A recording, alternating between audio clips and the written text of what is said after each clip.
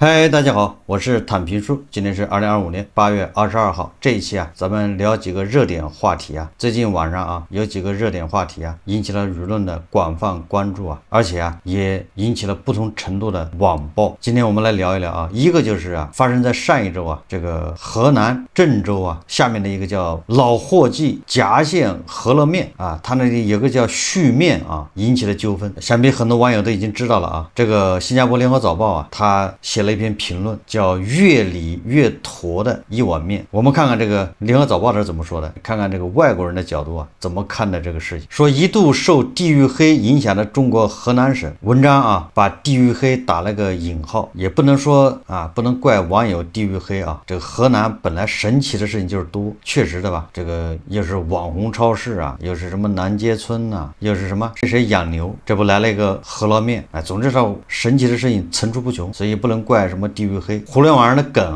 对吧，河南包了一大半，对吧，另外一小半是江西。但这是题外话他说最近又因备受争议的事件上了微博热搜，7个人点一碗面，标题党已迅速吸引眼球，不料事情后续一波三折，让不少网民直呼剪不断理还乱，越来越抓马。上个星期三就8月13号，3名女子带4个孩子在郑州市老霍记夹县饸饹面点了一碗面，通过店家无限续面服务续第3次面时遭拒，女子在点餐平台给了商家差评，引起对方不满。据央视新闻报道，双方争吵后，顾客当场报警，当地民警到场调解，但未能成功。隔天，商家以这件事为素材剪辑成视频发上抖音，称7个人只点一碗面，且无限续面，只消费70几元。商家称他因对方第3次续面时拒绝一碗面管饱他们一家人而没同意，结果对方给了差评，让他倍感不公。据上官新闻报道，视频里迅速吸引流量，3名女顾客一夜之间成了全网公敌，网民纷纷声援商家，批评顾客占小便宜、教坏孩子等。澎湃新闻报道，3名女子和小孩也因商家的视频被公开相貌而遭网暴，一名女顾客因身体不适需接受治疗。女顾客上个星期五就是15号接受河南电视台民生频道大参考访问时亮出收费证据，证实他们点了其他菜品共消费140多元。女顾客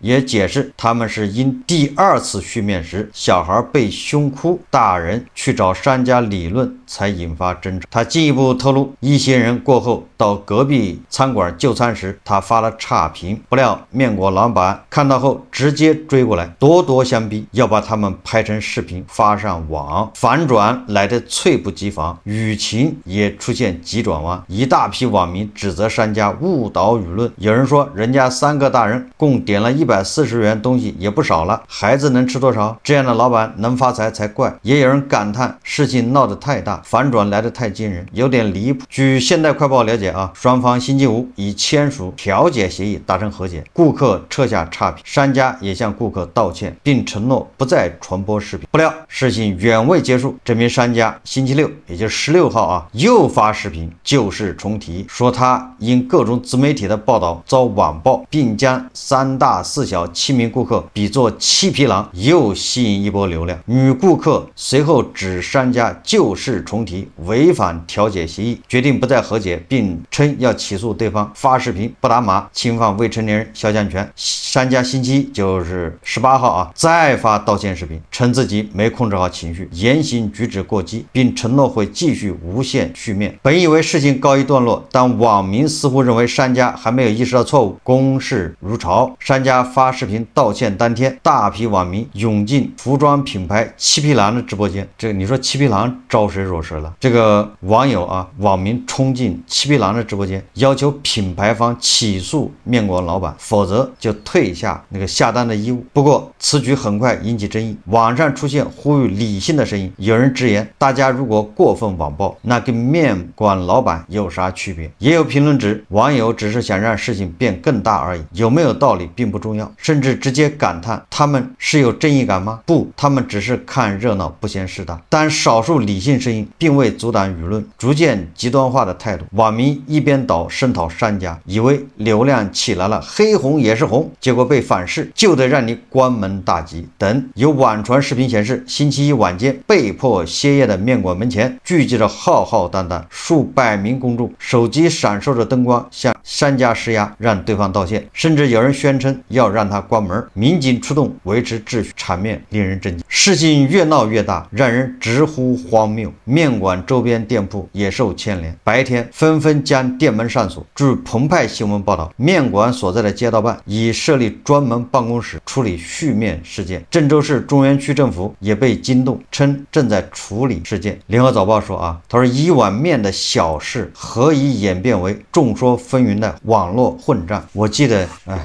应该是20年了吧。陈凯歌有个电影叫《一个馒头引发的血案》，当然这是网友给他起的啊。那现在已经变成一碗面引发的血案，价值13元的饸饹面引爆声势浩大的舆论混战。不少中国媒体也报道和评论事件折射出的种种问题，这个是我们关注的，就是这是一种社会现象。具体的这个事情其实不重要，对吧？就是一碗面这种事情哪儿都有，天天都有。就为什么这个事情会在网上引起这么大一个轰动，对吧？这个是一个社会现象，我们都去关心这种社会现象它的形成的机制，对吧？它的背景。这个联合早报说他说免费续面服务常见于中国街坊面馆，但它的具体含义一直较为模糊，到底是一人一碗面可以无限续，还是只要点一碗面就能无限续？这个我觉得联合早报它已经陷入了一个怪圈了啊，就是探讨具体的这个意义，这个你得不出答案，对吧？我看到联合早报引用了很多律师事务所的从法律意义上来解释什么免费续面的含义是什么点一碗面然后实现多人吃饱是什么，然后一碗面是一个人吃到饱还是几个人都可以来续？我觉得这个续这玩意好像我记得以前麦当劳可以续那个可乐是吧？有那么一段时间，以前有的咖啡馆它为了招揽生意也是可以无限续杯。你探讨这个社会意义，如果你太纠结于这个，对吧？这些细枝末节的得不到答案，那最后就变成什么叫每个人有自己的标准，每个人有自己的理解。你比如性骚扰，那有人觉得我坐你对面我挠几下，对吧？这怎么叫性骚扰呢？然后很快就会被带入到一个什么细节中，就是你性骚扰你怎么能性骚扰2小时呢？就是技术细节探讨。有人就说了2小时是可以做到的，有人说你怎么可能2小时呢？就开始变成这种偏离了方向。说另一方面，顾客因体验差给出差评，使消费者正当维权，却被商家追到隔壁店拍视频，还造成围观。刘宁指出，这其实构成扰乱公共秩序。更值得反思的是，如果每次差评都可能换来曝光隐私的代价，谁还敢如实反馈？如此一来，怎么保障健康的市场环境？续面风波最突出的争议点之一是商家的视频公开了孩子的正面形象，女顾客也因此要起诉商家侵犯未成年人肖像权，估计此事件会以法院传票收场。然而时至今日，最令人费解的是，再平常不过的一件市井小事，竟导致网民如此义愤填膺，不惜脱离键盘和屏幕的庇护，走上街包围面馆，向商家施压。通过视频可以看出来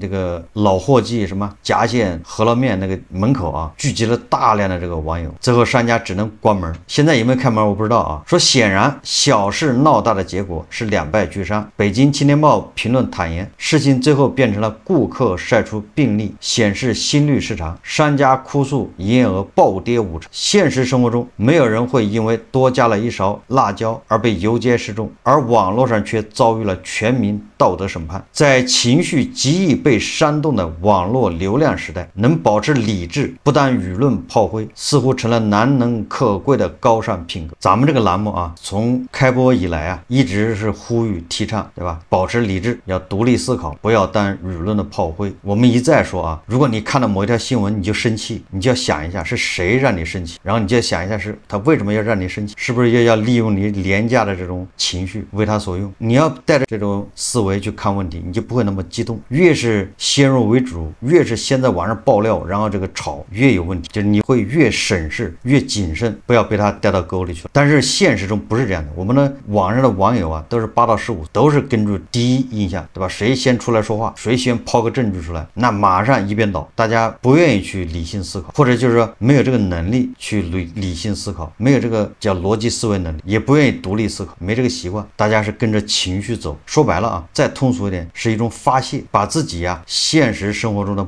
不满，对吧？上班的时候受窝囊气，这小领导天天压迫他，有的人没有班上，那就窝囊气更多，对吧？生活所迫，到处都是受气，那怎么办呢？现实生活中他不敢，没有办法发泄，网上发泄，恶语相向，对吧？对自己八竿子打不着的人呢，施以网暴。但这是一种啊，怎么也有一种人呢，他是这个道德感爆棚，觉得自己是法官，至于他有没有这个能力，这不重要，重要的是他自己认可自己，觉得自己说的就是对的。为什么小小的一碗面就会引爆这样的一个舆论，对吧？引爆这个现象，最后当事双方啊都是受害者。这个事情呢，来龙去脉我也不想去仔细去研究啊，这网上信息非常多。但是我认为啊，就我的简单的理解啊，就是双方啊都不妥，不是一家人不进一家门。为什么这么说啊？作为消费者来说啊，他花了140也在里面续面，按道理来说是应该可以的啊，因为毕竟你是同意让人续面的嘛。但是啊，我们经常说啊，现在的餐饮行业是不是都是面临着关门啊，都非常惨啊。不要看这个小网红搞这个餐饮店，实际上他也赚不了多少钱，因为他面的成本就摆在那儿，利润就搁在那儿，对吧？他能运转，然后他还招了7、8个人能进行下去，实际上也不容易啊，这点我们要承认。然后你想一下，9月1号，对吧？还有全民社保，他那9个人在交社保，那基本上就要面临着关门。也就是说，我们要体谅啊，这商家都不容易。那在这种背景下，作为消费者，当然了，你可以要求说，你说续面是吧？那我就可以这样。但是我觉得我们每个人做什么事情都不能太过分嘛。他消费140啊，我看那个女的说啊，他那140的东西有很多那个什么羊肉串，对吧？什么烤什么的，烤肉什么的啊，那个都是本来就是团购的。大家也知道啊，这些餐馆啊都被流量绑架，尤其是这种网红餐馆。你现在你打开抖音你看一下，都是你周边的那餐馆在做团购，做这个推销。他不推销没有流量，别人在做他不做，他没流量，他没人去吃，他就是被平台绑架。所以这商家他也做这种团购，这团购就不赚钱，肯定是低价呀，非常便宜啊。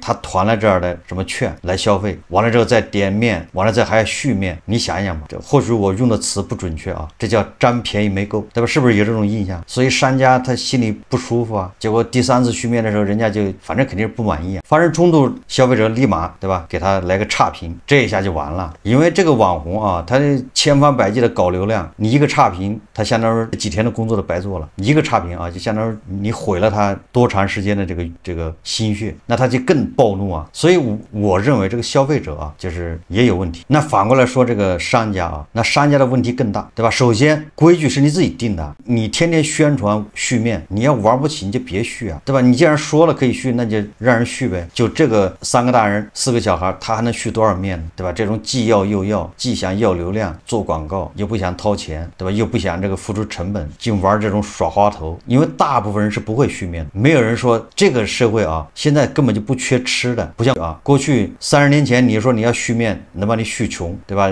陈佩斯那个小品吃面能吃多少啊？那个时候人都饿，对吧？一个人吃你8碗面，你这个时候你续面，现在大家吃的肚子只要有一点饱就不吃了，你根本吃不下了。现在这碳水太多了，是吧？那你既然你天天直播宣传你是续面，对吧？你玩不起就别玩，这是第一个错啊。第二个错什么呢？你把人家拍视频还发到网上去，网暴人家，这是大错特错。而且他捡对他有利的说，舆论一边倒啊，因为他捡对他有利的说啊，对吧？他也没说那女的，他们花了140，他都没说，他就说点了1碗面，后面无限续，你这叫夸大虚假陈述。所以说啊，他后面他又被那个网民就开始网暴那女的消费者，后来他被流量反噬，也是咎由自取啊。这个小网红啊，这个显然是尝到了流量的甜头，他以前就搞流量，哪知道啊，常在河边走啊，哪有不湿鞋的，对吧？这个流量不是你能驾驭的，总有一天要翻车。这个网红啊，还曾经啊打广告，就是直播啊，收徒弟教你做饸饹面，好像是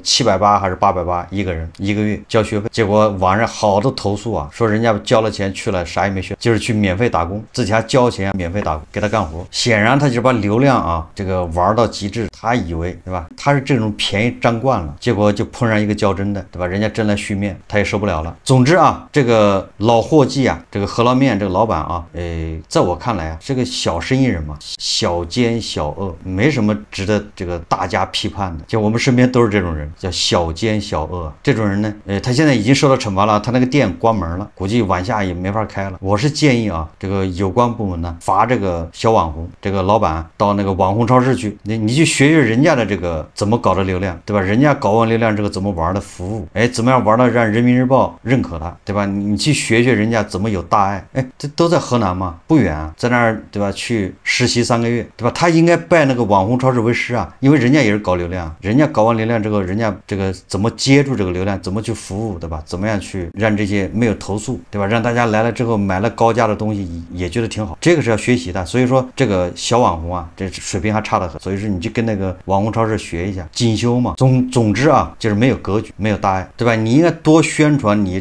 对吧？挣的钱99%都分给员工了，对吧？我们这个厨师，对吧？一个月1万多，对吧？多宣传你这个服务员里面9个服务员有4个或者有3个是刑满释放人员，对吧？你这服务员里面基本上文凭最低的都是本科，对吧？甚至还有一个博士，对吧？是大厨，对吧？多从这些地方去宣传。然后这个员工结婚，对吧？不准收彩礼，而且员工结婚啊只能摆3桌，对吧？5服以内的亲戚才能来，超过5服的，对吧？那你来了打起来了怎么办呢？都不认识啊！人家都说近水楼台先得月，对吧？都在河南，都离郑州不远，所以说为什么不去学习呢？有大爱就那么难学吗？这是这个河南这个饸饹面这个事啊，也又是一个玩流量玩翻车的典型，流量没玩明白，对吧？再加上没有大爱。那今天啊，还有一个这个热点，那就是山东啊，说有个人姓姜的啊，结婚22年才发现他俩儿子都不是亲生的，而且俩儿子是不是亲生的吧？还俩儿子还是那个父亲啊，还不是一个人，一个是隔壁老王，一个是隔壁老李。你说这是荒唐的事情，年年都有啊，唯有今年多。这个各大媒体都在报道啊，大家恐怕也知道了啊。我说的是啥事啊？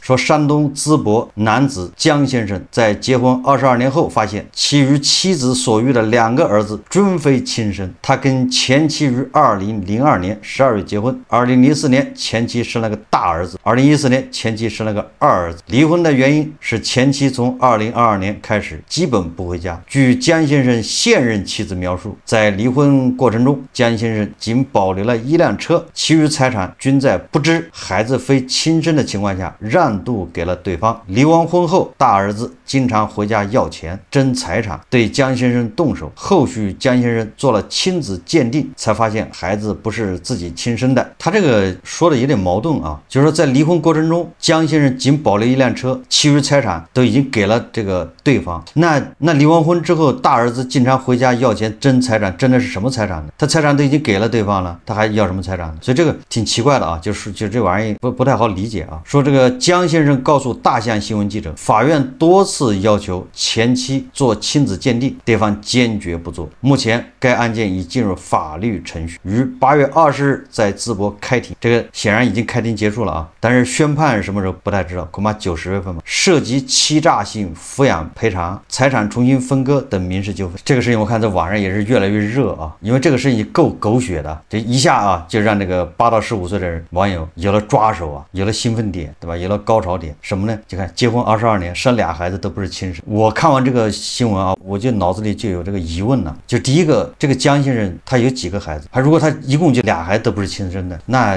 是不是说明姜先生有病啊？就是你是正主，对不对？你天天种地，结果不开花也不结果，别人偶尔种一下，立马就结果，而且还是个儿子，再来一次又来一个儿子，而且不同的人种都有，就你种没有，你天天种，这反正我理解不了啊，这是超出了我的想象。就你有一片地，你天天种，它都不结果，啥也长不出来，就别人就种一下来儿子，再种一下又来一儿子，那收成还挺好。那姜先生有没有到医院看一下？皮裤套棉裤必有缘故啊，无论男的女的都有直觉，不可能22年才知道，对吧？假设这不是亲生子啊，你想，你儿子长出来不像你，没有一个地方像你的，你如果不是亲生的儿子啊，难道你都不知道吗？完了到22年才知道，到分家产的时候才知道啊，这不是亲生的。反正这个我是打个问号啊。我大概看了一下，因为咱们早就说过了啊，像这种事情呢，你最好是把这个原告的看一看，被告的看一看，然后再看看有关部门，对吧？官方的结论、法院的判决都看一看，大概才知道啊，你再去跟着你的常识、你的这个逻辑思维能力去分析。你千万不要看一方的东西你就开始下结论，这个容易被带到沟里去，容易被人利用。所以我把这个他儿子的说法，对吧？还有这个姜先生面对记者的说法，我大概看了一下。这个首先第一个，这就是一个很简单、很普通，就是一个离婚财产的争夺，千言万语化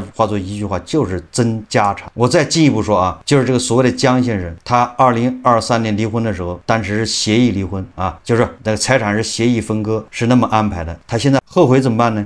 到法院起诉这是对的啊。法院起诉怎么办呢？是谁把这事先搞到网上的？谁？我就这么简单啊，因为你已经走入司法程序，让法院判嘛，对吧？你把证据交到法院去，你跟法官较劲去，你把它捅到网上来，说白了就是像借8到15岁的网友对吧？要舆论给法院施压。那这个舆论最简单，因为你只要搞一些血腥的，对吧？这个离奇的，对吧？符合大家这个情绪的东西。22年才知道这俩孩子不是亲生的，这一下你就点燃了。这8到15岁的立马就跟那个蛆见到这个屎，那兴奋，你知道吧？一下点燃。至于这是真的假的不重要了啊，已经不重要，重要的是，对吧？往下怎么演绎，对吧？让那个男的自证清白，让他儿子，对吧？你得做亲子鉴定，你说1000道1万，你就是不敢做亲子鉴定。清官难断家务事，对吧？谁对谁错啊，我也不感兴趣，对吧？像这种事情哪儿都是。前不久啊，对吧？那个咱们叫国宝级，不能叫国宝级啊，叫什么国画大师吧，范增，这是刚弄完嘛？你看人家范增的格局，他第3个老婆，对吧？有2孩子还是3孩子，人家全部笑纳，而且都改姓范，而且培养成人，现在他们都跟着范增后面赚钱，对吧？搞艺术，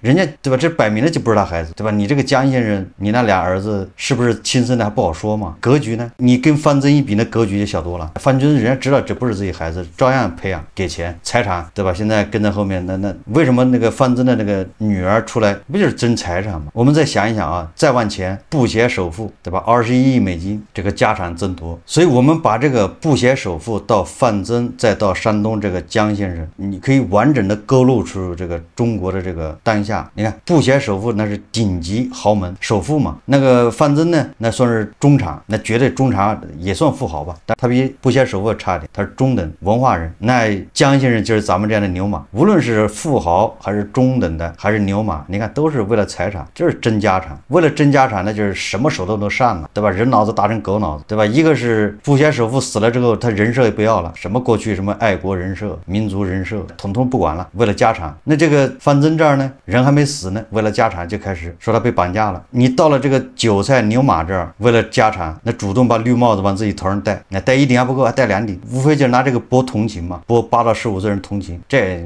一下就炸锅了，对吧？这效果杠杠的，人为财死，鸟为食亡，对吧？也就是说，这你看我们最近在讲这个《红楼梦》，300年前就这样，就没有什么变化，都是为了点钱，对吧？大家打破脑袋，什么兄弟父子夫妻，对吧？在钱面前，哪怕是巨额财富，或者是叫蝇头小利，对吧？那都是不堪一击，不择手段。这个事情实际上就等法院判决就行。但是呢，我有个判断，就是谁把这事先捅到网上，谁理亏，谁不怀好意，谁别有用心。你想想，如果对吧，你证据确凿，你交到法院判就完了嘛。从那个饸饹面、续面到布鞋首富，到对吧范增，再到这个山东这个江先生，对吧？一波未平一波又起，大家争夺的啊，说来说去就是网上8到15岁这个资源。按道理啊，这8到15岁这个资源是国有的，现在这有关部门管得不严，所以大家都伸手去捞啊，都利用，有点乱。按照加头老师的说法，那就是国有资产流失啊。好，这期节目啊，咱们就聊到这里，感谢大家收看。如果喜欢我的节目，订阅转发，也可以在下方留言评论，谢谢大家。